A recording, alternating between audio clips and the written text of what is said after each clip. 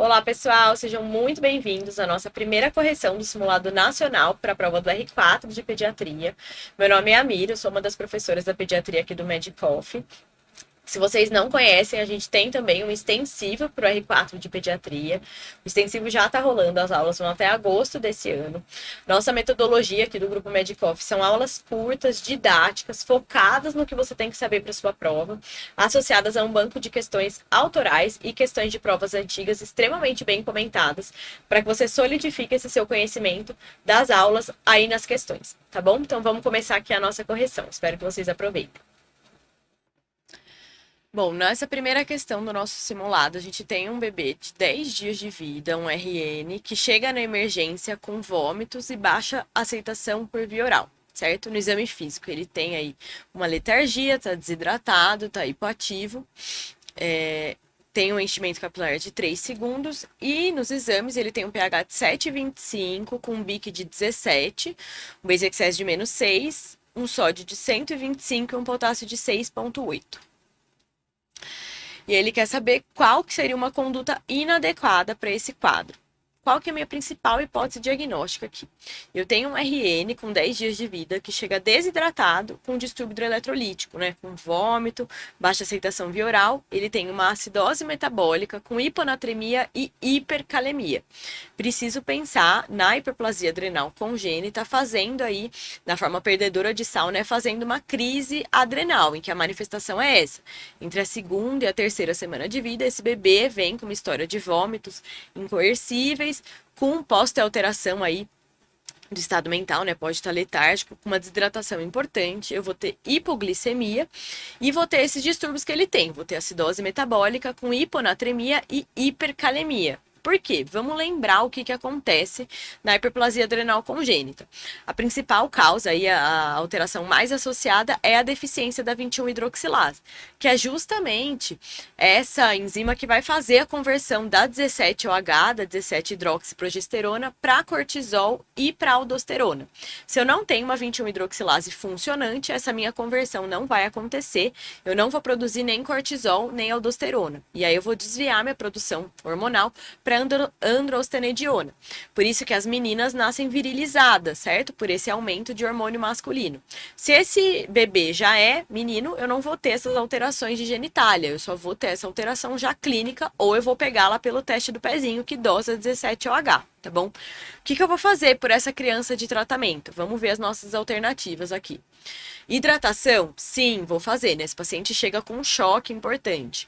Hidrocortisona? Também vou fazer, porque ele não tem aí o cortisol produzido, então eu vou repor a hidrocortisona.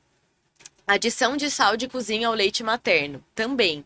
Pela falta da aldosterona, esse bebê não consegue reter sódio, e aí ele vai reter, então, H+, e potássio, por isso que eu vou ter a acidose e a hipercalemia, e eu vou espoliar o sódio, tá bom? Então, uma das coisas que a gente pode fazer é fazer a gente fala, né, de mamadeira de água com sal.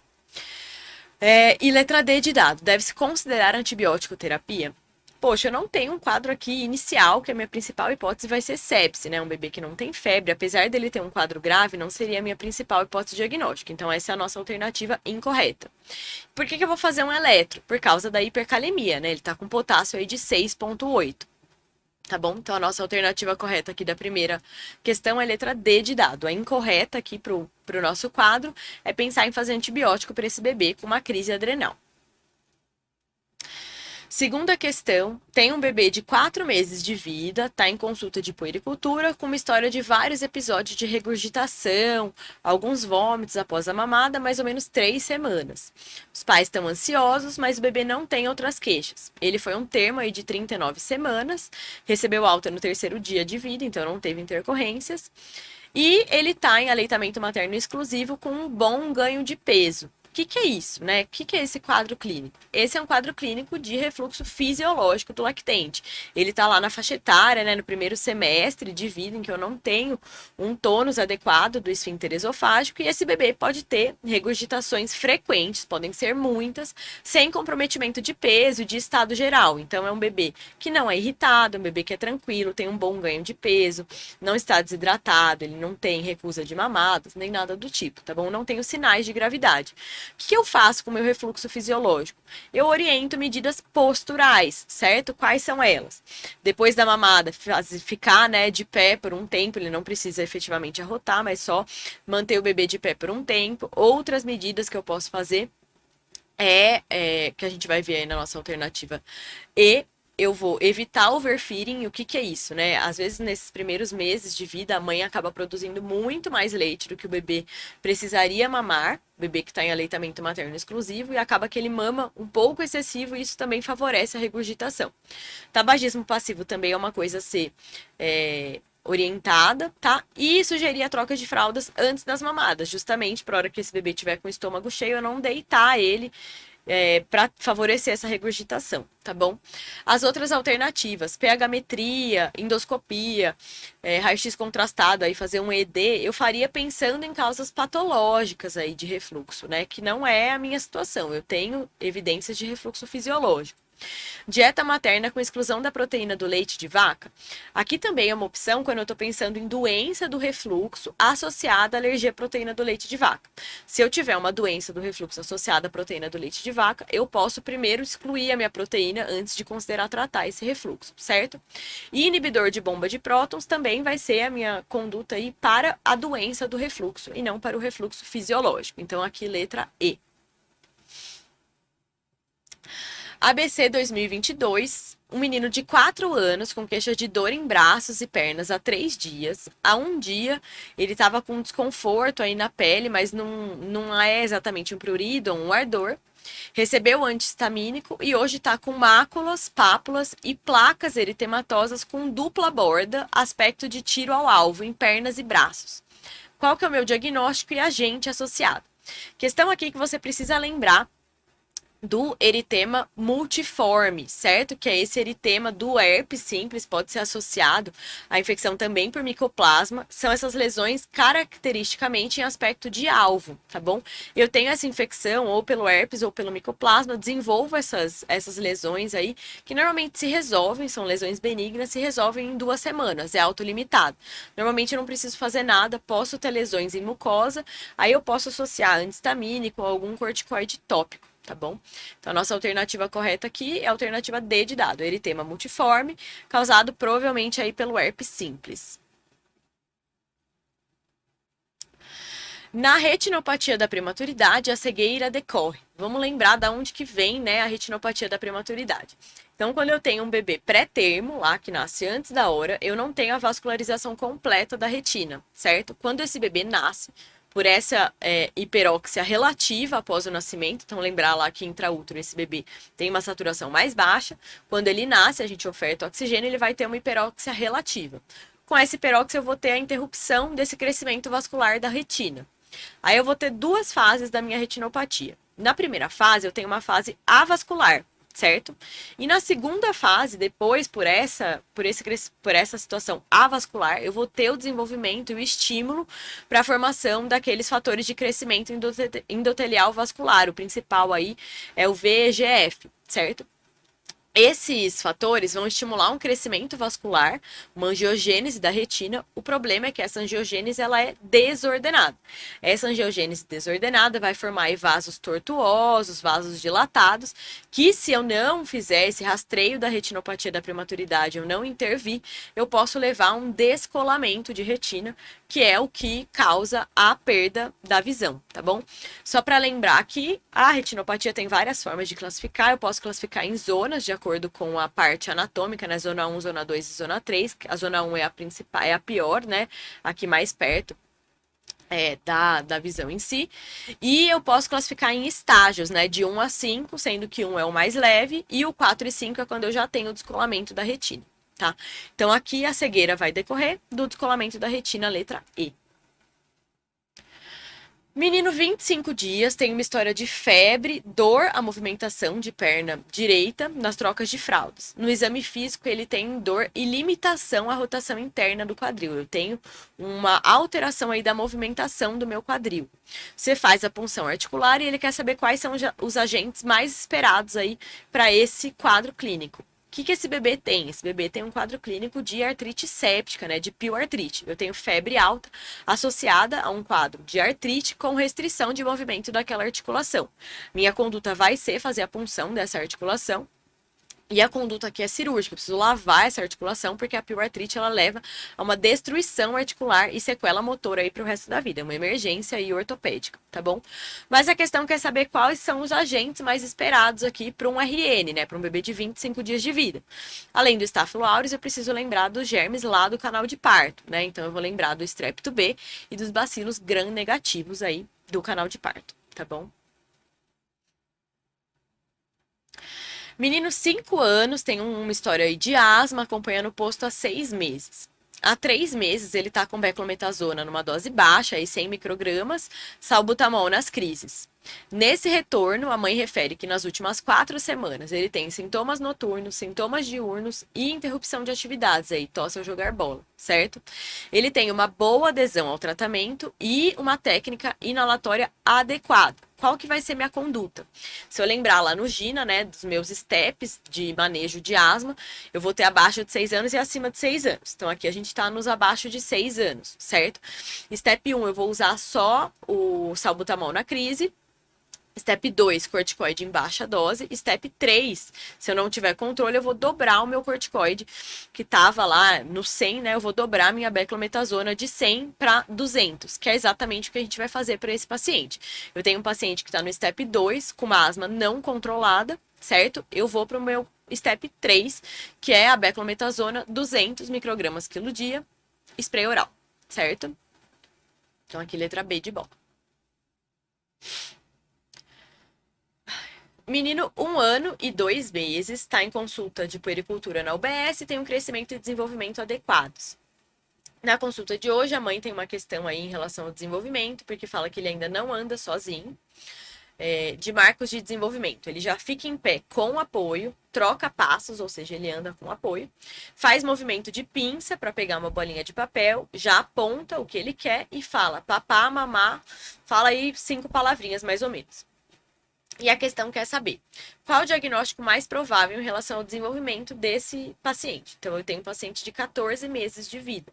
Preciso lembrar lá as 4 áreas do desenvolvimento. Se eu for pensar com 14 meses, o que ele deveria estar fazendo? Ele já deveria estar, pode estar andando sem apoio, mas ele deve estar andando com apoio, por enquanto.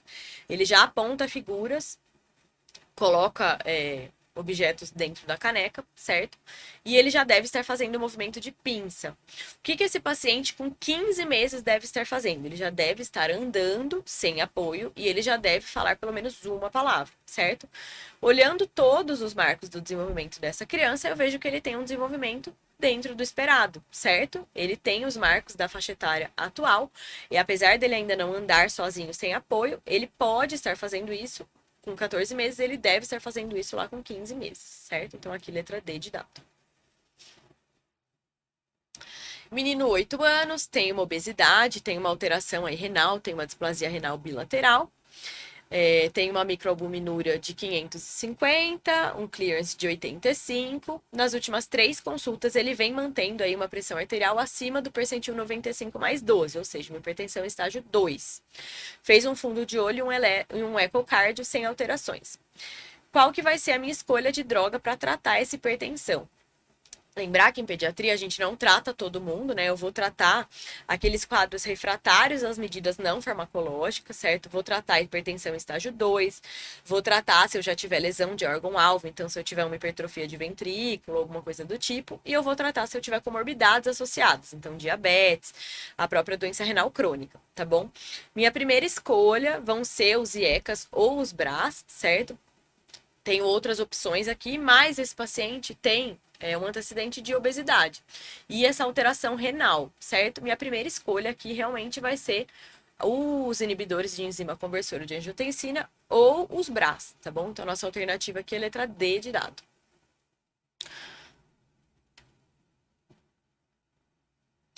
Paciente com 9 meses, previamente rígido, tem um antecedente aí de tosse, coriza e inapetência há 3 dias. E aí ele fez uma crise convulsiva tônico-clônica generalizada, durou 5 minutos e resolveu espontaneamente. Ele chega aí sonolento, mas responde a estímulo verbal, tá com febre, tá com 38, sinais vitais normais.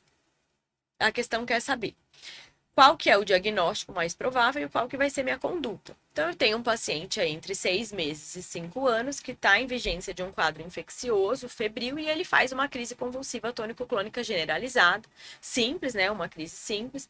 Não tenho a crise focal, não tenho recorrência. O que eu vou pensar? Qual que é a minha principal hipótese diagnóstica aqui? Minha crise convulsiva febril, certo? O que eu faço na crise convulsiva febril? Normalmente eu não faço nada, né? Eu só observo esse paciente, oriento os pais, vejo se a infecção atual precisa de alguma intervenção, mas em geral eu não tenho condutas, não preciso fazer investigação nem nada do tipo. Qual que é o problema? Que esse bebê tem 9 meses, então quando normalmente abaixo de 12 meses, como a manifestação de meningite ela é menos específica para essa faixa etária, em geral a gente coleta líquor, tá bom? Então essa é a nossa alternativa correta. Minha principal hipótese é a crise convulsiva febril, eu vou coletar o líquor desse bebê. Encefalite viral eu teria manifestações comportamentais mais importantes. Na meningite bacteriana, eu teria um quadro de febre mais importante, um quadro mais hiperagudo. Na síndrome do bebê sacudido, eu não tenho febre associada. Hipoglicemia é sim um diagnóstico diferencial de crise convulsiva, mas eu não teria febre. Mas em geral a gente costuma fazer um destro aí na chegada na crise convulsiva, certo? Mas não é minha principal hipótese diagnóstica. Aqui nessa questão, então, a gente tem uma questão sobre vacina de dengue, tá bom? A vacina de dengue, ela não faz parte do calendário do Ministério da Saúde, mas ela faz parte do calendário da SBIM, da Sociedade Brasileira de Imunizações. Essa é uma vacina que tem 4 sorotipos da dengue, certo? Então, ela é uma vacina tetravalente com vírus vivo atenuado e ela é indicada apenas para as pessoas entre 9 e 45 anos que vivem em áreas endêmicas de dengue e que já foram expostas a algum sorotipo, ou seja, que já tem uma sorologia positiva para dengue para algum sorotipo, tá bom? Então, aqui a nossa alternativa certa é a alternativa B de bola. Aqui a gente tem uma paciente de 7 anos com uma história de tosse produtiva crônica, dificuldade de ganho de peso, tem uma cultura com pseudomonas aeruginosa em cultura de escarro. Ela tinha IRT alterado e um teste do cloro alterado. Qual que é o diagnóstico dessa paciente? Essa paciente tem fibrose cística, né? Vamos lembrar que a fibrose cística é aquela doença em que eu vou ter uma mutação lá dos canais de cloro e isso vai levar a uma desidratação das minhas secreções mucoides de todo o corpo. Eu vou ter manifestações principalmente respiratórias e gastrointestinais, tá? Vamos ver aqui as nossas alternativas. Ele quer a incorreta. A tobramicina por via inalatória tem indicação na erradicação da pseudomonas? Sim, a tobramicina é uma das minhas medidas para quando eu já tenho aí cultura com pseudomonas. Lembrar que essas culturas de escarro, elas são frequentes, justamente porque no decorrer da doença esses pacientes vão sendo colonizados, tá? E a cultura com pseudomonas, a colonização por pseudomonas, ela piora a função pulmonar desse paciente. O diagnóstico só pode ser confirmado com teste genético? Não. A minha ordem de diagnóstico é teste do pezinho e IRT alterado. Repito o teste do pezinho. Depois de 2 IRTs alterados, eu vou para o meu teste do cloro no suor. O teste do cloro no suor é onde eu fecho o meu diagnóstico. Para que eu faço o teste genético? O teste genético serve para avaliar qual que é a mutação que esse paciente tem e classificar a gravidade, né? De acordo com os tipos lá das mutações, eu vou classificar qual que é o meu prognóstico desse paciente. Então, nossa incorreta é a B. C. Dependendo das mutações, o paciente não vai precisar de enzimas pancreáticas. É verdade, tem mutações que não fazem insuficiência pancreática, pelo menos não no começo da doença. A terapêutica antibiótica é direcionada pelas culturas, sim. E a inalação com salina hipertônica faz parte do tratamento, também, tá bom? Então aqui a nossa incorreta é a letra B de bola. Menino, 12 anos, levado ao pronto-socorro com história de febre baixa e coriza há 1 semana. Há 2 dias, ele tem cansaço aos pequenos esforços, dor abdominal, palpitações. Da entrada no pronto-socorro, taquipneico, gemente, taquicárdico, com a PA normal, mas pulsos finos e hepatomegalia. No raio-x eu tenho um aumento da área cardíaca e no eletro eu tenho inversão de onda T nas derivações. O eco mostra um aumento de câmaras esquerdas, disfunção sistólica de ventrículo esquerdo, sem alterações estruturais. Qual que é o diagnóstico desse meu paciente? Eu tenho um paciente com um quadro respiratório inicial que evolui com sintomas de insuficiência cardíaca, certo? Devo pensar em miocardite viral aguda. Preciso pensar principalmente lá do Coxsackie, da síndrome mão-pé-boca, que pode evoluir aí com miocardite, tá? A minha história é essa, faço um quadro respiratório, evoluo com insuficiência cardíaca. Lembra que eu tenho aquela taquicardia desproporcional à febre, então um paciente que se mantém taquicárdico, e eu tenho as outras manifestações aí de insuficiência cardíaca, tá? Vamos ver as nossas alternativas. Ele quer saber a correta. A biópsia endomiocárdica é obrigatória para definir o diagnóstico de miocardite? Não, ela é um exame invasivo que ela confirma sim o meu diagnóstico, mas ela não é obrigatória. B, a troponina é um marcador sensível e específico? Ele é um marcador sensível, mas ele não é específico para miocardite, Qualquer injúria miocárdica vai alterar a minha troponina. Então, essa daí está errada. C. A ressonância magnética cardíaca é o padrão ouro para avaliar os volumes ventriculares e ela vai demonstrar inflamação e necrose. É verdade, apesar de não ser um exame tão acessível, ela é muito útil sim. D. Epinefrina seria mais segura que o milrinone por ser menos arritmogênica? Não, Lembra que a gente vai escolher aqui no meu choque cardiogênico ou dobuta ou milrinone, pela ação inotrópica. A epinefrina, ela pode ser feita em doses baixas com efeito inotrópico, mas ela tem maior potencial de arritmias e ela é taquicardizante para um miocárdio que já não está muito bom, tá? E corticosteroides estão contraindicados pela probabilidade de etiologia infecciosa? Não, eu posso fazer corticosteroides. Lembra lá que quando eu penso em miocardite associada à COVID, por exemplo, a nossa síndrome inflamatória, miocardite lúpica, eu posso fazer o corticosteroide, tá bom? Então aqui a nossa alternativa certa, correta, é a C. Questão 13, sobre parasitoses intestinais. Essa questão é bem interessante, porque parasitose é um tema muito amplo, todo mundo acha chatíssimo, difícil, Porque tem muita coisa. A questão aqui das parasitoses, que é o que você precisa saber para a sua prova, é saber qual que é a especificação de cada parasitose, que é exatamente assim que cai, igual nessa questão. Então, vamos aqui uma por uma. Ascaris lumbricoides, qual que é a minha manifestação clínica esperada? Ele pode fazer, que eu sei, Ele faz aquele bolo de ascaris, então pode gerar uma suboclusão intestinal, e ele também faz o Laffer, aquela pneumonite larvária. Tênia eu preciso lembrar da cisticercose. Strongyloides stercoralis, além dele fazer o ciclo pulmonar, além dele fazer a síndrome de Laffer, ele também pode gerar uma estrongiloidíase disseminada, que é o que a gente se preocupa nos pacientes imunodeprimidos, certo? Giardia é um diagnóstico diferencial de diarreia crônica, porque ela faz uma diarreia crônica desabsortiva que pode levar à desnutrição. F aí, Entamoeba histolítica, a ameba, preciso lembrar que ela gera abscesso hepático. Letra A. 6. Esquistossoma mansoni. Esquistossomose, vou lembrar que ele gera lesão hepática, ele pode levar à hipertensão portal, letra H. 7. Ancilostoma duodenale, também faz ciclo pulmonar, o Laffer, e ele pode gerar uma anemia ferropriva, porque ele vai, na fixação aí do parasita no intestino, ele vai gerando pequenos sangramentos recorrentes. E tricuris triquiura, clássico, gera prolapso retal, letra B. Somando aí todas, a gente fica com a alternativa A. Questão aqui sobre vacinação. Eu tenho um paciente de 4 anos com síndrome nefrótica que está em uso de prednisona e ciclosporina. O que eu vou fazer em relação à vacinação desse meu paciente? Paciente que tem aí o uso de imunossupressor, uso crônico de corticoides em doses elevadas e o uso da ciclosporina, eu não posso fazer as minhas vacinas vivas, certo? Eu não posso fazer as minhas vacinas vivas porque elas podem desenvolver a doença, certo? Quais são as minhas vacinas vivas aqui das alternativas? Varicela e febre amarela são vacinas vivas. VOP é uma vacina viva, mas DTP não. Febre amarela é e tríplice viral é. Então, aqui as vacinas que são contraindicadas é a alternativa A, varicela e febre amarela. Aqui eu tenho um bebê de 2 meses com um quadro de crise convulsiva. A mãe conta que ele tem uma história de 8 dias de irritabilidade, sonolência, ele está em regular estado geral, tem uma paralisia de sexto par craniano, tem hidrocefalia e impregnação em vasos da base. Faço a punção licórica desse paciente, ele tem um aumento da celularidade, 450 leucócitos, às custas de linfócitos, com uma proteína bem alta e uma glicose reduzida. O que eu devo pensar? Além de toda a história, aí um quadro arrastado, né, um quadro subagudo, com manifestação aí focal, com paralisia de sexto par, com hidrocefalia.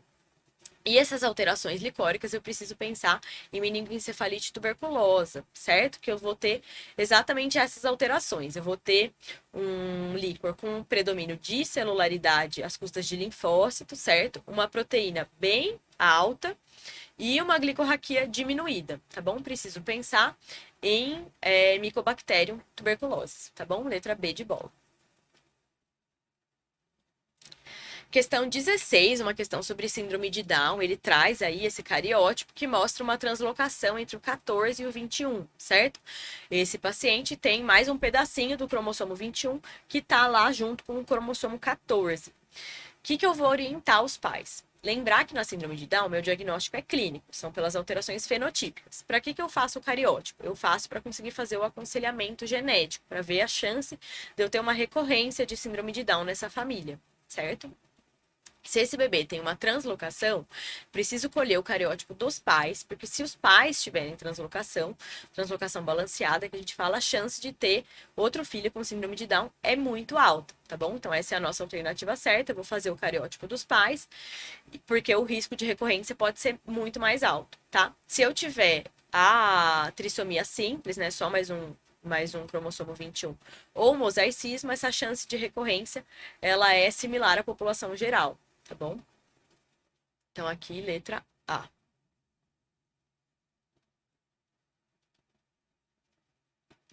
Questão 17, eu tenho um paciente de 1 mês de vida com lacrimejamento, aversão à luz há 2 semanas. Pré-natal, a princípio, tudo certo. Ele fecha os olhos com força, tem, principalmente quando você tenta colocar, né, o estímulo luminoso. Tem lacrimejamento, tem uma córnea hipotransparente com aspecto azulado. Qual que é a minha principal hipótese diagnóstica? Eu tenho aí um quadro clínico de glaucoma congênito, tá bom? Eu tenho essa fotofobia, lacrimejamento, essa córnea azulada, certo? Preciso pensar no glaucoma congênito. Em relação às outras, na catarata não pode ser bilateral, né? Pode ser unilateral, em que eu vou ter uma opacidade aí do cristalino. Tá? Na conjuntivite gonocócica, o que me marca aqui é um quadro de conjuntivite mesmo, uma conjuntivite purulenta, bem importante, já nos primeiros dias de vida. E a toxocongênita, normalmente eu não tenho alterações no olho, né? Eu vou ter alterações no fundo de olho, não alterações oculares visíveis, assim, que eu vou ter a corioretinite da toxo, tá bom? Então aqui letra D de dado, quadro clínico de glaucoma congênito. Questão 18, eu tenho um bebê com essa alteração aí em sala de parto, que eu faço a minha transiluminação e eu tenho uma transiluminação positiva. Ele quer saber sobre o prognóstico neurológico dessa criança. Aqui eu tenho um defeito de fechamento do tubo neural, tá? No caso aí a gente tem uma encefalocele, que é essa alteração coberta por pele. Aí na parte craniana, eu faço a transluminação para ver o que está dentro dessa encefalocele, certo? Pela minha transluminação positiva, me faz pensar que eu tenho apenas líquor dentro dessa encefalocele. Então, o meu prognóstico neurológico seria um pouco melhor. Mas, de qualquer forma, eu devo fazer uma avaliação melhor, né? E provavelmente uma avaliação tomográfica para ver o que eu tenho dentro dessa encefalocele, ver se eu consigo fazer a minha intervenção cirúrgica e qual vai ser o prognóstico neurológico dessa criança, né? Ver exatamente o que está dentro da encefalocele, certo? Então é isso, letra C.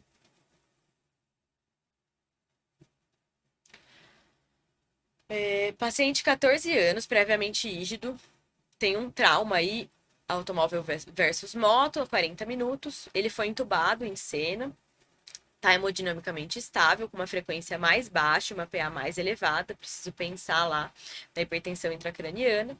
Ele tá com Glasgow 4, com pupilas anisocóricas, pouco fotorreagentes. Tem escoriações, tem sinais de instabilidade de pelve.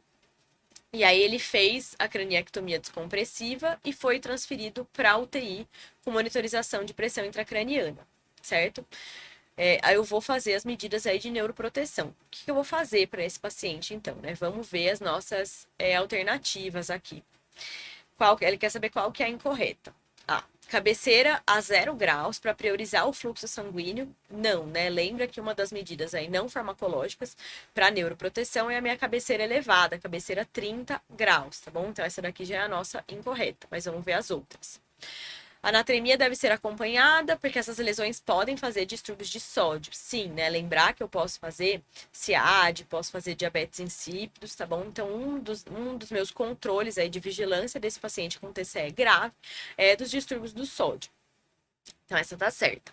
C. Ventilação mecânica deve focar em pressões intratorácicas mais baixas para manter uma oxigenação normal e normocapnia.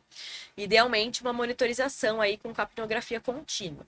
Sim, né? Lembrar que a minha ventilação, o meu controle aí de CO2, ele vai interferir no meu fluxo sanguíneo cerebral, tá bom? Então, eu tento manter aí uma ventilação mantendo uma normocapnia para evitar que eu tenha alteração do fluxo sanguíneo cerebral.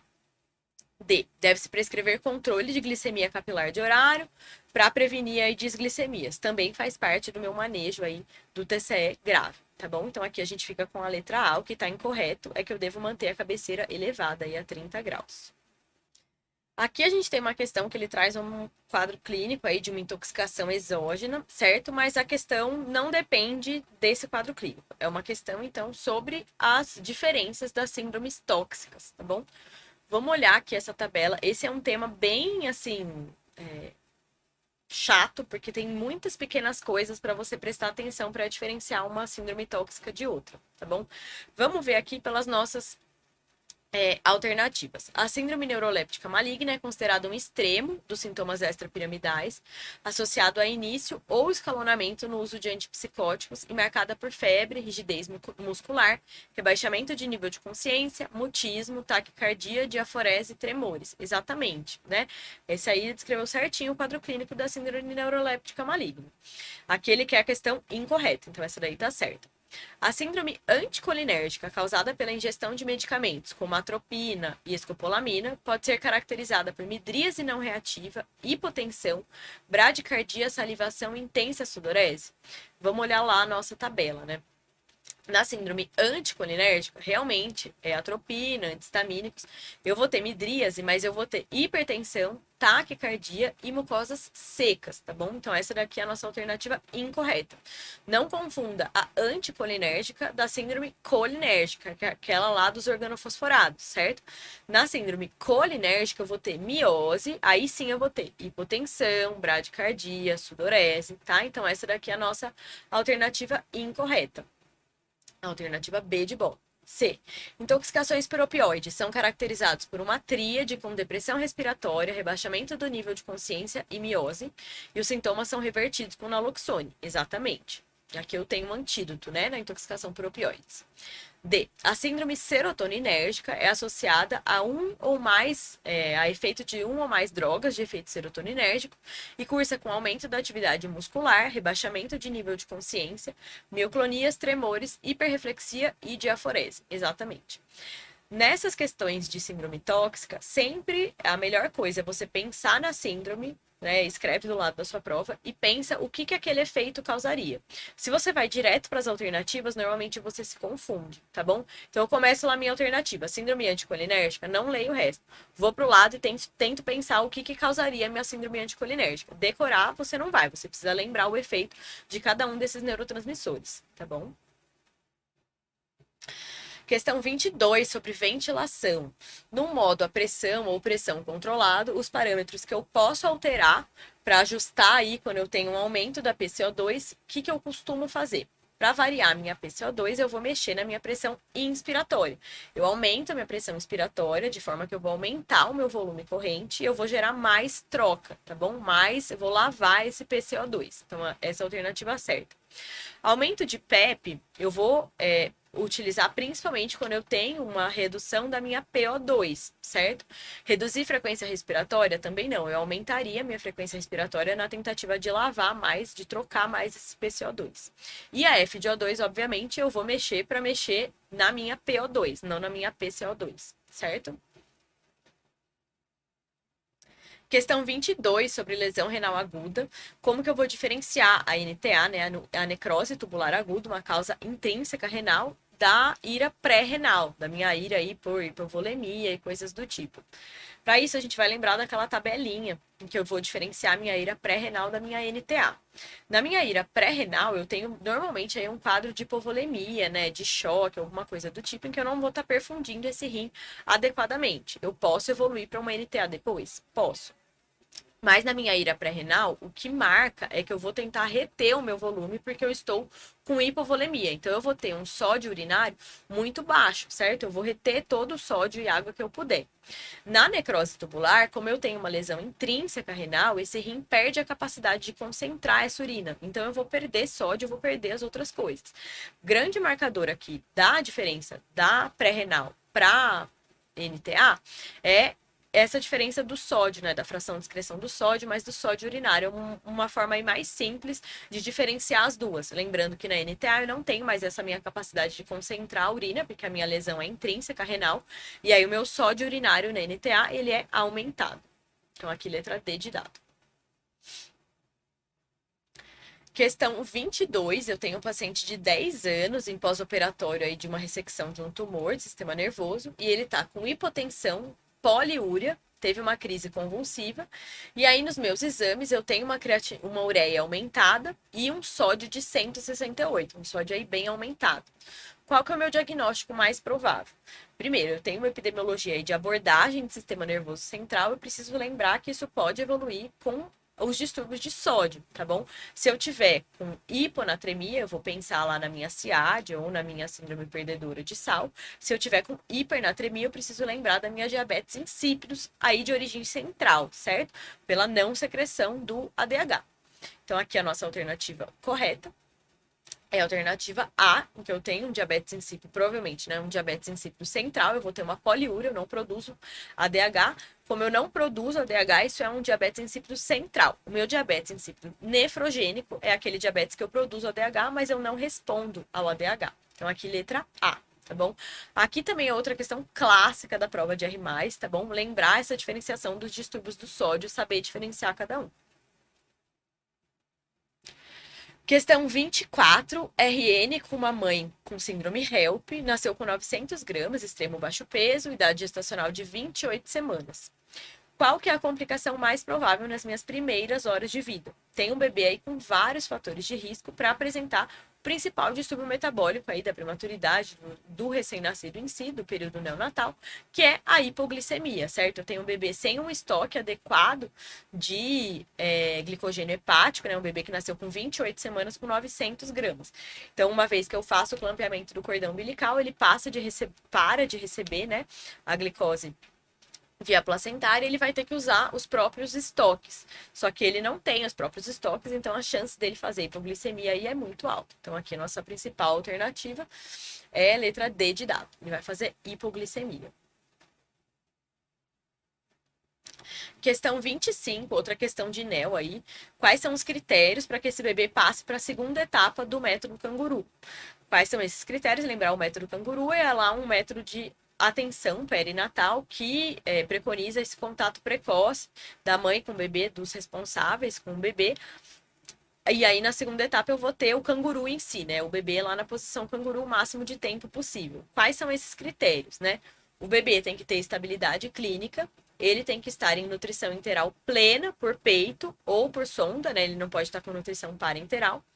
E ele tem que pesar pelo menos 1,250, tá bom? Essa é a nossa alternativa aqui, letra C. Questão 26. Gestante com citomegalovírus no final do segundo trimestre da gestação. O bebê nasceu pesando 2,420, nasceu com baixo peso. Tem um exame físico normal. Qual que vai ser minha conduta? Infecção por CMV, eu vou esperar principalmente aquelas alterações de sistema nervoso, né? Eu vou esperar aquela alteração clássica, que é a calcificação periventricular na infecção por citomegalovírus. Também posso ter microcefalia, posso ter baixo peso, prematuridade, perda de audição, né? Uma causa importante de surdez aí na infância, infecção congênita por CMV. Posso ter alterações menos específicas, plaquetopenia, hepatosplenomegalia, coisas do tipo. que eu vou fazer para investigar, então, a minha infecção por CMV? Eu vou pedir o meu isolamento viral e o PCR, principalmente na urina, ou pode ser na saliva, tá bom? Posso pedir sorologia para CMV? Meio controverso. Em geral, a gente pede só o PCR viral mesmo, isolamento viral, tá? E eu vou decidir o meu tratamento baseado no resultado desses exames e na presença de sintomas, tá bom? Não são todos que eu vou tratar. Então, aqui a nossa alternativa certa é a alternativa B de bola. Questão 27, tem um adolescente de 13 anos e 8 meses, atendido no ambulatório de pediatria. Ele tem aí uma estatura no percentil menos, no Z-score menos 1,56, um IMC mais 1,58. Ele tem um pênis ainda com características infantis e testículos com 6 centímetros cúbicos, 6 ml, é a mesma coisa, de volume. Tem uma pilificação rara, com pelos lisos, finos e pouco pigmentados em base do pênis. Não tem outras alterações, ele quer saber qual que é a alternativa correta sobre esse quadro clínico. Tem um adolescente aí com 13 anos, então, que já iniciou a puberdade. Eu sei que ele já iniciou a puberdade, porque ele já tem um volume testicular maior que 4 ml, certo? Lembrar que a puberdade lá nos meninos começa com o aumento do volume testicular, apesar dele ainda não ter um crescimento de pênis, nem um desenvolvimento aí de pelos mais importante. Ele tá dentro do esperado aí do desenvolvimento puberal. Ele já é puber, ele já iniciou a puberdade, ele ainda não fez o estirão de crescimento. A estatura dele, quando a gente olha aqui na tabela, lembrar que ele não tem baixa estatura, que seria menos 2 desvio padrão, certo? Z-score menos 2. Ele tá lá no menos 1,56, então ele tem uma estatura adequada, apesar de ter um IMC aí que categorizam sobrepeso, certo? A gente sabe que nos meninos o sobrepeso, a obesidade, ele pode ou antecipar ou atrasar a puberdade. Mas então aqui, a nossa alternativa certa é a alternativa A. Eu tenho um adolescente púbere, ou seja, ele já iniciou a puberdade, tem uma estatura adequada e ele ainda não fez o estirão de crescimento, tá? Então tudo certo. Questão 28, eu tenho um bebê masculino de 18 meses com sinais aí de virilização, né? Aumento de pênis, pilificação, acne há 4 meses, sem distensão abdominal e ele tem hipertensão. Qual que é a minha principal hipótese diagnóstica, a minha conduta? Eu tenho aqui uma puberdade precoce, certo? Num bebê de 18 meses com essa hipertensão associada. Eu preciso pensar em causas adrenais, aí minha principal causa para eu pensar é o carcinoma, né? O carcinoma de suprarrenal. Qual que vai ser minha conduta? Eu vou pedir um ultrassom abdominal e esse bebê deve ser encaminhado com urgência para o oncologista pediatra, tá? Letra A. Nessa questão 29, então, eu tenho um paciente de 4 anos com uma queixa aí de lesões de pele, né? Arroxeadas em membros inferiores, associada a dor articular em tornozelos, um edema nos pés e ele tem um antecedente aí de infecção de uma amidalite tratada com antibiótico. Qual que é o meu diagnóstico mais provável nessa situação? Bom, somando todas essas alternativas, a faixa etária, etc., eu preciso lembrar da púrpura de Renox-Online, né? O nome atual é vasculite por IgA, é a principal vasculite aí da faixa etária pediátrica. Normalmente eu tenho um quadro infeccioso prévio e esse paciente vai evoluir aí com a púrpura ou petequias, que normalmente se iniciam em membros inferiores, num paciente que está ótimo clinicamente, associado a manifestações articulares, então artralgia, a própria artrite, manifestações gastrointestinais, então dor abdominal, posso ter vômito, posso ter sangramento aí, hemorragia digestiva, e as manifestações renais, proteinúria, hematúria. Normalmente o quadro é autolimitado e eu não vou intervir. Essa é a minha principal hipótese diagnóstica aqui, por isso que a gente fica com a alternativa B de bola, vasculite por IgA, que é a púrpura de Renox-Online. Na febre reumática, eu vou ter as alterações, várias outras alterações, né? Eu vou ter cardite, eu vou ter artralgia mesmo mais intensa, vou ter febre, tá bom? O que marca mais aqui é a cardite e depois eu posso evoluir com aquelas manifestações neurológicas, né? Com a coreia da febre reumática. Então aqui minha alternativa é a letra B de bola. Questão 30 sobre laringomalácia. Vamos pelas alternativas. O estridor varia com a postura e o fluxo de ar sendo mais alto com maior ventilação. É verdade, né? Lembra lá os pacientes que você já viu com laringomalácia, quando esse bebê chora, o estridor é horroroso. Quando ele fica lá quietinho, às vezes ele fica até sem estridor. Então essa daqui tá certa. B. O estridor tende a se resolver com o tempo. É verdade. A laringomalácia é uma alteração que normalmente não precisa de intervenção, se ela for leve, né? E ela se resolve com a maturidade, né? Com o crescimento desse bebê nos primeiros meses de vida. C. O diagnóstico é realizado por histórico e exame físico confirmado por endoscopia de via aérea flexível. É verdade, esse paciente é avaliado aí pelo otorrino, certo? E D, na evolução, os pacientes apresentam bronquiolite obliterante em cerca de 50% dos casos? Não, né? Essa daqui tá incorreta. Então, a alternativa incorreta aqui de laringomalácia é a alternativa D de dado. 31, criança de 2 anos, trazida à emergência com uma história de lesão em pé esquerdo, que inicialmente era uma bolha de conteúdo seroso, com edema, e há 4 dias essa lesão está endurada, equimótica, tem áreas hemorrágicas e mesclada com áreas pálidas, né? Qual que é o principal agente que eu pensaria aqui? Ele descreve bonitinho o desenvolvimento da placa marmórea, que é aquela placa do acidente pela aranha marrom, um acidente loxocélico, tá bom? Que é a minha principal suspeita aqui. No acidente escorpiônico, não teria essa evolução de tantos dias, né? Eu já tenho um quadro, principalmente em criança e pequeno lactente, um quadro mais agudo, mais grave, com desautonomias, com uma dor importante local, posso evoluir com um choque cardiogênico.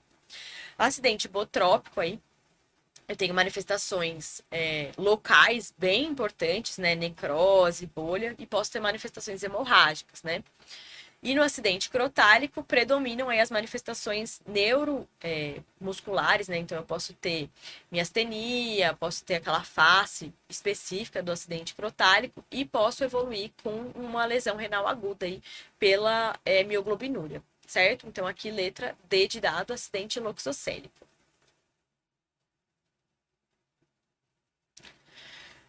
Questão 32, criança de 3 anos com artrite idiopática juvenil que tem uma manifestação oftalmológica, tem uma uveit. Quais são as características dessa AIJ mais esperadas? Para isso, eu precisava lembrar que a minha AIJ que mais tem uveit, vamos ver aqui a tabela, é a minha AIJ do tipo óligo-articular, certo? Em que eu vou ter classicamente FAM positivo mais sexo feminino. Vamos voltar lá nas nossas e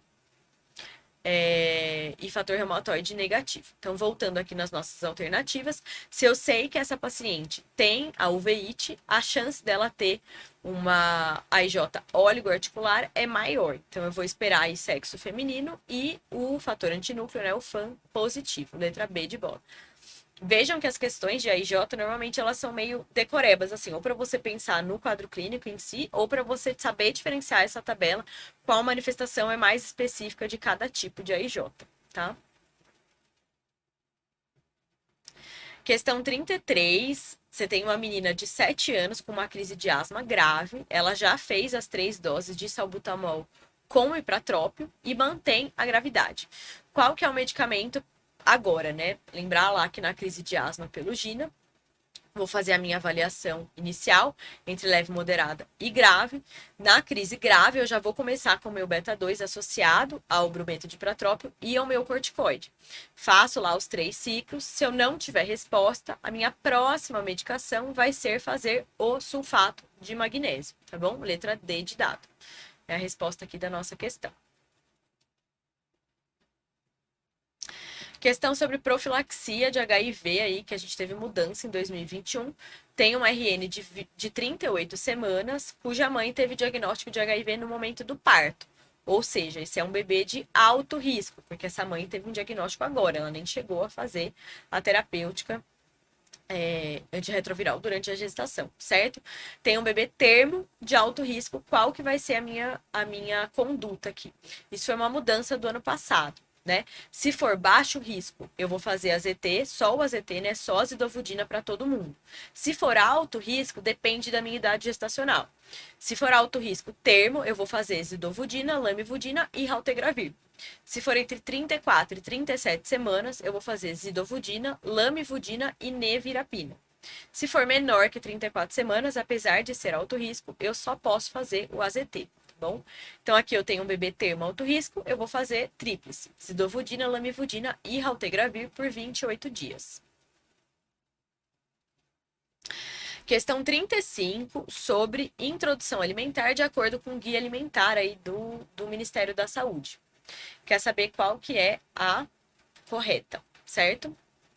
A. Introduza ovos, peixes e outros alimentos potencialmente alergênicos a partir do 9º mês de vida? Não, né? Hoje a gente já sabe que no começo da introdução alimentar, a gente tem aquela janela imunológica, que é justamente quando a gente tem que administrar, que oferecer esses alimentos potencialmente alergênicos, porque aí eu reduzo a chance de alergia alimentar.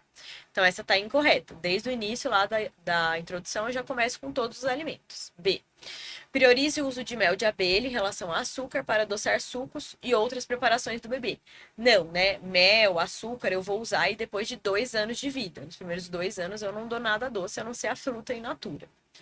C. Interrompa o aleitamento materno assim que o bebê começar a ter 4 refeições. Não, né? Eu vou manter o aleitamento materno e as refeições. O que eu não posso é trocar a refeição por aleitamento. E D. Ofereça inicialmente alimentos com consistência pastosa, papas e purês, e gradativamente aumente a consistência até chegar à alimentação da família. Exatamente, isso é uma coisa discutida atualmente, né, nos guias atuais da SBP, por conta dos outros métodos, a IBLW, etc. Mas a recomendação mais aceita ainda é essa, começar com consistência pastosa e aumentando até que com 1 ano a criança já esteja comendo a consistência habitual da comida, tá bom? Então aqui letra D de dado. Questão 36. Criança de 18 meses com história de rinorreia, faringite, tosse leve e febre baixa. Depois de 12 a 48 horas, começou com sintomas de obstrução de via aérea superior, progredindo para insuficiência respiratória e febre alta. No 3º dia, ele evolui aí com insuficiência respiratória mesmo, né? Tá ataque cardíaco, tá ataque apneico, tem retrações claviculares, externais e de diafragma, batimento de asas nasais, cianose, agitação e sonolência. Qual que é a minha hipótese diagnóstica mais provável? Tem um quadro aí de IVAS, né, um resfriado, que evolui com uma insuficiência respiratória em alguns dias. E ele já especifica que eu tenho obstrução de vias aéreas superiores. Esse quadro mais arrastado, apesar dele não descrever a presença de estridor, tem que me fazer pensar no CRUP, né, na laringite. Que pode se manifestar só com laringite ou pode acometer tudo, né? Fazer uma laringotraqueobronquite, aí provavelmente um CRUP viral, certo? Que pode complicar aí com um CRUP bacteriano por um quadro mais grave, certo? Que é a nossa alternativa certa, que é letra B de bola. No abscesso retrofaríngeo, eu tenho classicamente uma febre alta, certo? E eu evoluo com aquela restrição da minha mobilização cervical. Na supraglotite, normalmente eu tenho um quadro hiperagudo e hipergrave. Eu não tenho aí 3, 4 dias de evolução. Eu tenho uma evolução grave em horas do início do quadro. E pneumonia, eu vou ter tosse, eu vou ter taquipneia. Eu não tenho esse quadro aí com obstrução de via aérea superior que ele já descreve, tá bom? Então aqui letra B de bola, precisamos pensar no CRUP. Questão 37. Eu tenho um paciente de 3 anos com um quadro de diarreia crônica, distensão abdominal, perda de peso, inapetência, alteração do humor, vômitos. E ele tem também, ele tá emagrecido, com redução de tecido celular subcutâneo e atrofia de musculatura glútea. Ele tem também uma anemia no hemograma. Dentre as opções, qual que vai ser minha conduta diagnóstica e o tratamento? Diarreia crônica num paciente que tem aí anemia, tem distensão abdominal, tem atrofia de musculatura glútea, redução de tecido celular subcutâneo, eu preciso pensar em doença celíaca, que é outra doença aí que está bem alta para sua prova. É aquela doença em que eu não tenho em que eu não vou conseguir digerir o glúten, certo? E isso vai gerar essas alterações. A clássica, né, é a diarreia crônica desabsortiva, certo? Mas lembrar que a doença celíaca, ela pode dar várias outras manifestações sistêmicas, tá?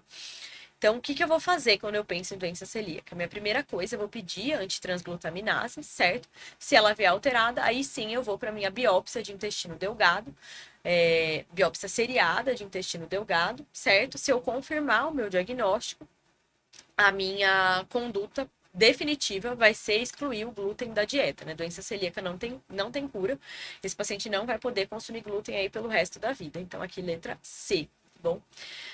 A PLV não seria minha primeira hipótese diagnóstica, até porque esse paciente já está com 3 anos de vida, né? Normalmente a PLV se resolve aí nos primeiros anos de vida, então não seria a minha primeira hipótese diagnóstica, tá? Então, letra C. Questão 38. Tem um paciente de 6 meses com tetralogia de Fallot e ele faz aí uma crise hipercianótica, certo? E aí ele chega no pronto-socorro e ele é colocado em posição geno-peitoral. E ele quer saber qual que é o objetivo de eu colocar a criança em posição geno-peitoral. Vamos lembrar lá que na tetralogia de Fallot, eu tenho 4 alterações, né? Eu tenho uma comunicação interventricular, eu tenho destroposição da aorta, tenho uma estenose pulmonar, uma obstrução da via de saída do ventrículo direito, e tenho um ventrículo direito hipertrófico aí dilatado, certo?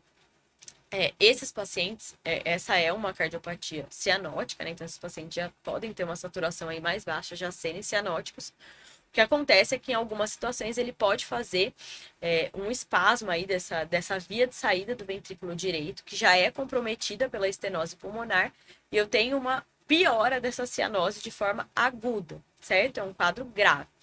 Por que eu coloco o paciente em posição geno-peitoral? Porque nessa posição eu aumento a minha resistência vascular sistêmica e diminuo a minha resistência vascular pulmonar, fazendo com que essa dificuldade de saída aí pela artéria pulmonar eu tenha menos shunt da esquerda para a direita, certo? Porque a minha pressão sistêmica está maior, a minha resistência sistêmica está maior na posição geno-peitoral, e eu aumento o meu fluxo aí para a circulação pulmonar, melhorando a circulação pulmonar desse paciente, tá bom? Então, o nosso objetivo da posição geno-peitoral é reduzir a resistência vascular pulmonar e aumentar a resistência vascular sistêmica, diminuindo o shunt da esquerda para a direita, melhorando esse fluxo aí para o pulmão. Então, letra C.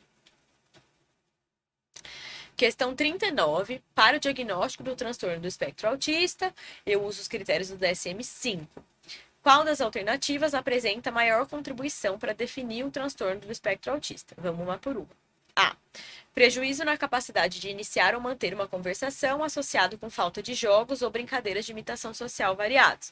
Tá certo, mas aqui eu tenho só uma parte do TEA, né? Só o déficit aqui de interação e comunicação social. A minha outra parte, que são os comportamentos, interesses repetitivos, restritos, não tá descrita. Então vamos ver a outra. Atraso ao funcionamento anormal para jogos imaginativos ou simbólicos e para manter adequadamente padrões de interação social. Essa também está certa, mas está só nessa minha primeira manifestação do TEA. C. Padrões restritos de comportamento, interesses e atividades, com adesão inflexível a rotinas ou rituais específicos e não funcionais. Essa também está certa, mas ela está só no outro lado, que são só as alterações de comportamento e de interesse. E letra D. Déficit de interação social, visualizado na inabilidade em se relacionar com o outro, em geral combinado com déficit de linguagem e alterações de comportamento. Essa é a alternativa mais correta, porque eu somei as duas coisas que compõem o TEA, tá bom? Então, aqui, letra D de dado.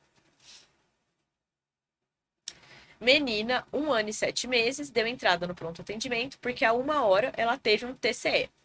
Não teve perda de consciência, tá com sinais vitais normais, sem alteração de exame neurológico, e ele mostra a imagem do quadro, ela tem só um hematoma frontal. Ele quer saber qual que é a minha conduta frente a um TCE leve. Vamos relembrar aí o PECARNE. O que eu vou avaliar para decidir a realização da tomografia de crânio ou da observação hospitalar desse paciente? Vou avaliar o Glasgow, né? Então tem que estar com um Glasgow de 15 para não fazer nada. Se eu tiver um Glasgow pelo menos 14, ou alteração de nível de consciência, ou uma fratura de crânio palpável, eu já vou fazer tomo de crânio, inicialmente. Se eu não tiver nada disso, eu vou olhar as minhas outras coisas. Hematoma subgaleal não frontal, ou perda de consciência por mais de 5 segundos, ou mecanismo de trauma grave, ou alteração de comportamento de acordo com os pais. Aqui eu vou discutir a realização de tomografia ou observação hospitalar aí por 6 horas. A nossa paciente não tem nenhuma dessas coisas, então eu tenho um TCE leve, sem indicação nem de tomografia, nem de observação hospitalar. Então eu vou liberar essa criança com analgesia e orientações de sinais de alarme, letra C. Nessa questão, então, a gente tem uma paciente de 8 anos com anemia falciforme, que dá entrada aí no pronto-socorro com quadro de febre, dificuldade respiratória, dor torácica e tem o raio-x com uma nova imagem. Ela está em regular estado geral, tá taquicárdica, taquipneica, com desconforto respiratório, com saturação de 85% em ar ambiente e um HB de 6,8. Ela tem um antecedente de anafilaxia com concentrado de hemácias prévio. E a questão quer saber sobre a indicação de hemocomponentes para essa paciente. Então, primeiro, essa paciente tem uma síndrome torácica aguda, né? Eu tenho uma paciente com anemia falciforme, com uma história de febre, sintoma respiratório e uma nova imagem no raio-x de tórax, certo? Devo considerar que causas infecciosas para síndrome torácica aguda, que é uma complicação potencialmente grave da anemia falciforme, certo? Na síndrome torácica aguda, uma das partes do meu tratamento, um dos pilares do meu tratamento é avaliar a transfusão, né, a indicação aí de hemocomponentes. Essa paciente tem uma saturação de 85% em ar ambiente, está com HB de 6,8. Preciso pensar, sim, em transfundir um concentrado de hemácias para essa paciente. Só por ela ter hemoglobinopatia, eu já faria a hemácia desleucotizada, certo? Por ela ser aí politransfundida. Mas, além disso, ela tem esse antecedente de anafilaxia, ou seja, ela teve uma reação alérgica grave. O que eu vou fazer? Então, além de ser hemácia desleucotizada ou filtrada, que é a mesma coisa, eu preciso fazer as hemácias lavadas, que é quando eu tiro o plasma para diminuir a chance dela ter uma reação alérgica, tá bom? Então, a nossa resposta aqui é concentrado de hemácias lavado para diminuir reação alérgica, já que ela tem antecedente de anafilaxia, e desleucotizado ou filtrado, tá bom? Já que ela é politransfundida, letra A. Questão 21, tem um paciente de 7 anos que está tratando aí uma pneumonia com uma descompensação de asma. Ele está em ar ambiente há 24 horas, está no 5º dia de internação, mas se mantém com febre. Ele está com ampicilina endovenosa, com pré de salbutamol. No exame físico, a criança está bem, tem alguns sibilos, sem desconforto, tem um sopro tubário em hemitórax esquerdo, redução de ausculto em base esquerda. A mãe refere que a criança está mais ativa, com melhora de estado geral e melhora de aceitação alimentar, ou seja, um paciente que tem uma melhora clínica. Ele colheu exames na entrada e agora e tem um novo raio-x. E ele quer saber qual que vai ser minha conduta, já que esse paciente se mantém com febre. Quando eu olho aí essa tabela de exames, eu vejo que esse paciente teve uma melhora dos leucócitos, teve uma melhora do PCR, tem um ultrassom de tórax que tem um derrame pleural, mas um derrame pequeno aí, que era 0,7, agora tá 0,5. Lembra que a gente só punciona se ele for maior que 0,1, tá bom? Então não tem indicação de puncionar esse derrame.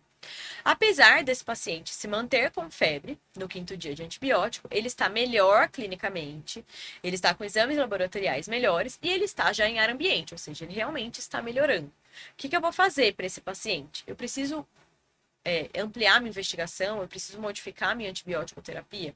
Não, eu vou manter esse paciente internado com o tratamento atual. Lembrar que na pneumonia, às vezes eu faço uma lesão de parênquima e tão extensa pela infecção que essa própria reação inflamatória, essa liberação de citocinas pode gerar uma manutenção dessa febre, que não é minha única avaliação de melhora da pneumonia, né? Eu sempre vou avaliar todo o meu quadro clínico. É um paciente que está tendo melhora clínica, já está em ar ambiente, teve uma melhora laboratorial. Se mantém febril? Se mantém febril, mas eu vou manter a minha ampicilina, tá bom? Não tem indicação aqui nem de puncionar esse derrame, nem de investigar outras coisas, nem de mudar a minha antibiótico terapia, tá bom? Então aqui letra A. Questão 43 é uma questão aí sobre investigação de tuberculose. Eu tenho um paciente de 18 meses e o pai teve diagnóstico de tuberculose pulmonar, então de tuberculose bacilífera, há 20 dias.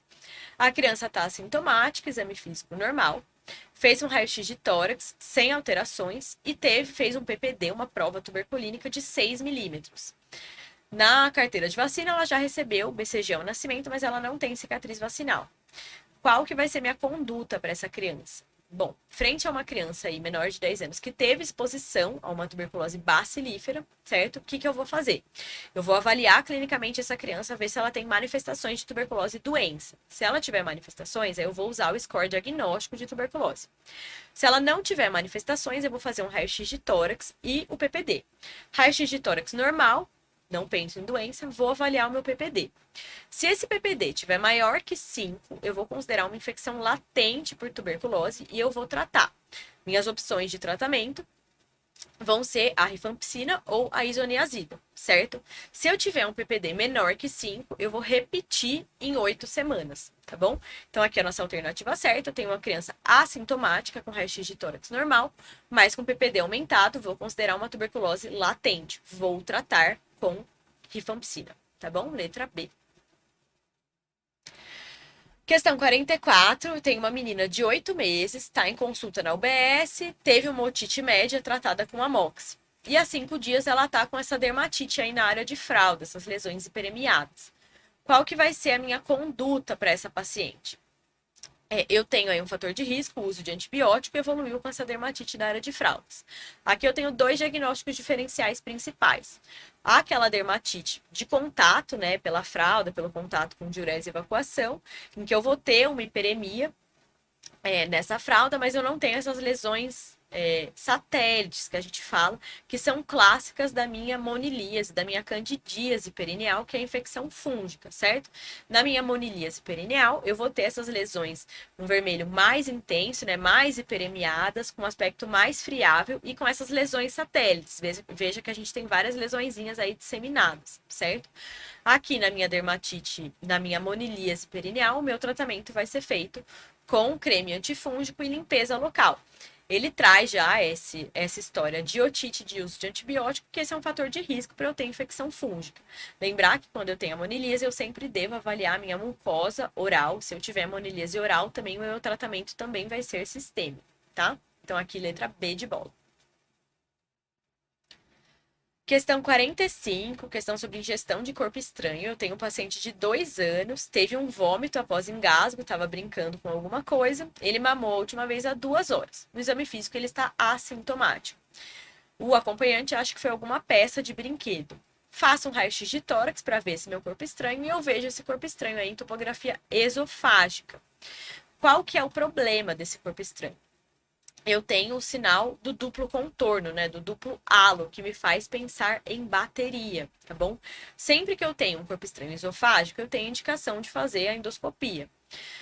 Só que não precisa ser uma endoscopia de urgência, tá bom? Posso fazer uma endoscopia aí quando vencer o jejum desse paciente. Só que quando eu tenho esse duplo halo, eu penso em bateria, eu preciso fazer a minha endoscopia de emergência, porque a gente sabe que a bateria, ela pode gerar aí uma lesão esofágica, levar uma perfuração esofágica, uma emergência, tá bom? Então aqui, como eu tenho essa alteração no raio-x, vou pensar em gestão de bateria, tem essa história de estar brincando com um brinquedo, eu vou fazer uma endoscopia digestiva alta de emergência, tá? Então aqui letra D de dado.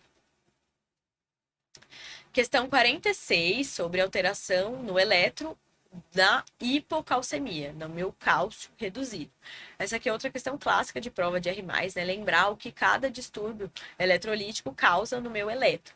A hipocalcemia, o que marca a minha hipocalcemia é um prolongamento do intervalo QT, como a gente vê aí na alternativa A, tá bom? Então essa aqui é a nossa alternativa correta. Hipocalcemia, preciso lembrar que ela prolonga o meu intervalo aí QT. Questão 47. Tem um paciente de 2 anos da entrada no pronto-socorro com quadro de crise convulsiva. Ele recebe o diazepam endovenoso, mais uma vez, após 5 minutos, porque ele mantinha a crise.